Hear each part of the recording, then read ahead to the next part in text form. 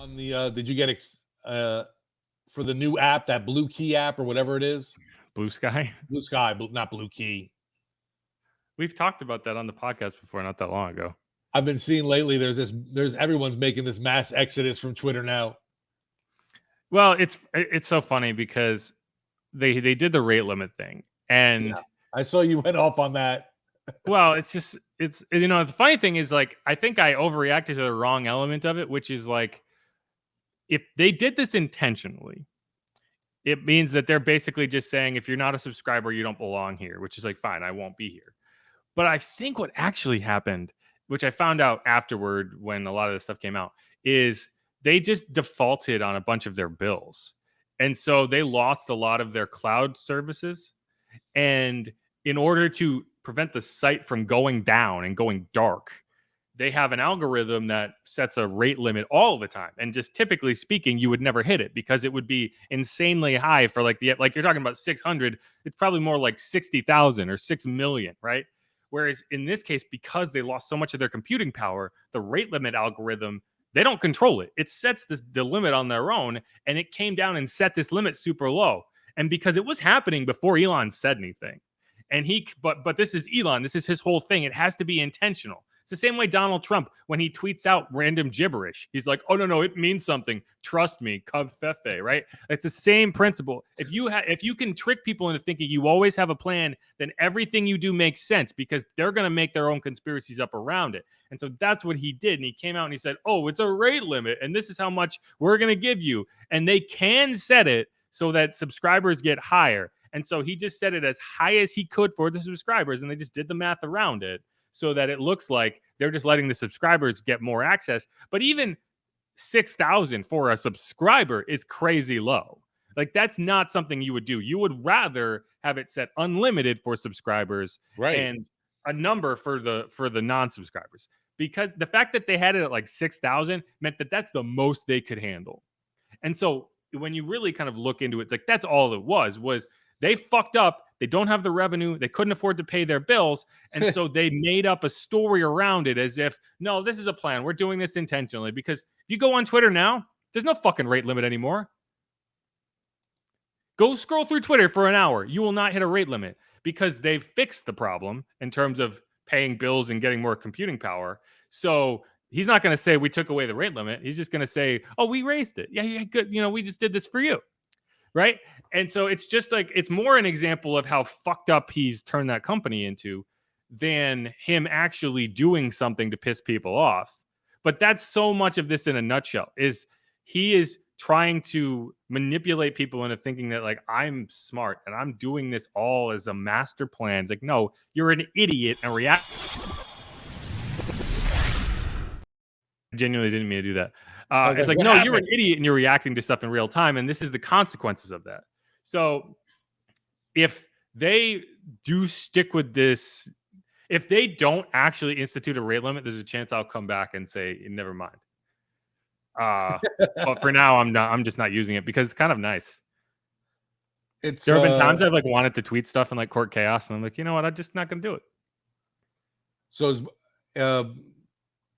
there's obviously then Blue Sky is up and running kind of thing, and people are using it.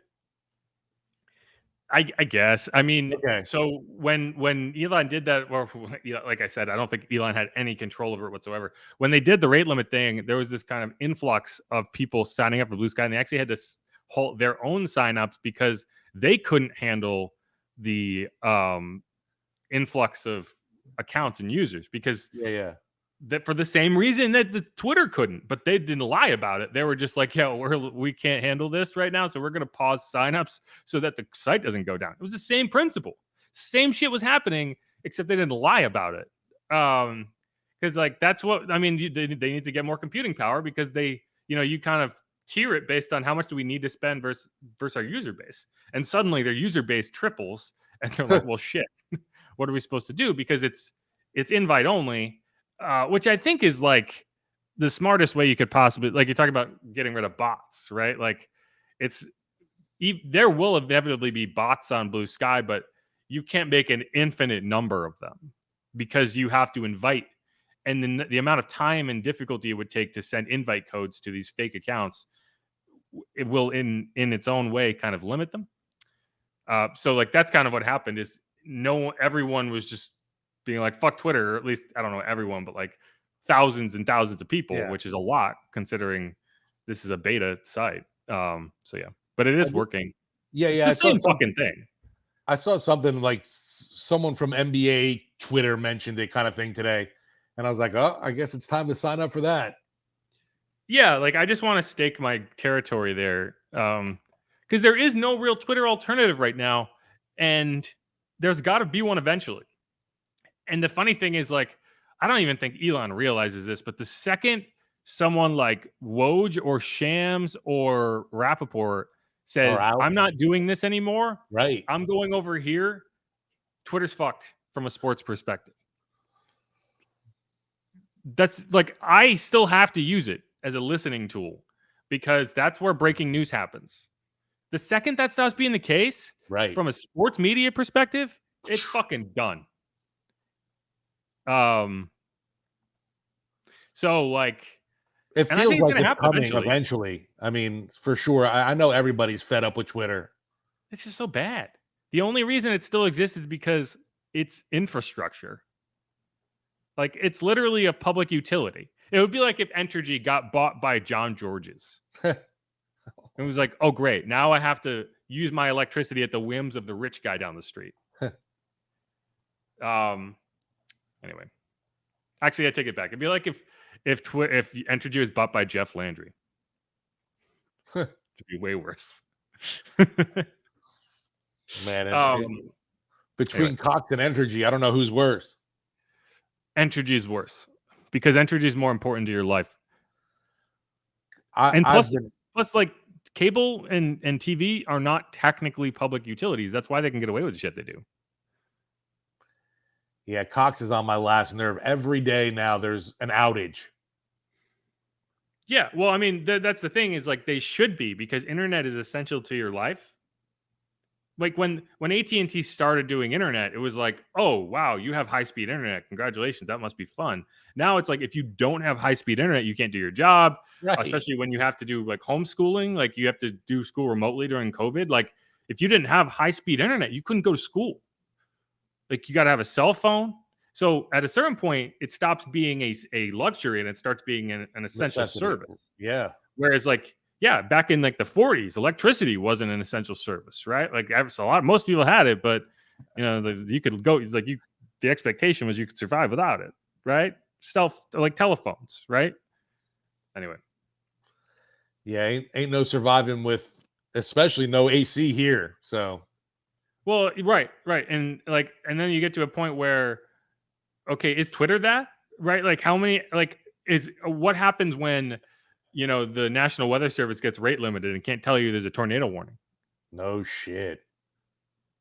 Like that's a problem. That's where I get a lot of that information. Where do I go to get that information in real time if not Twitter? I don't know. And that's the problem. Because now Twitter is owned by a megalomaniacal asshole and it still has all this essential information. You could always join up on Truth Social. Well, Truth Social also got this huge influx of signups. They also had issues, just like Blue Sky did. Yeah, because for the same purpose, everyone's trying to find this alternate location.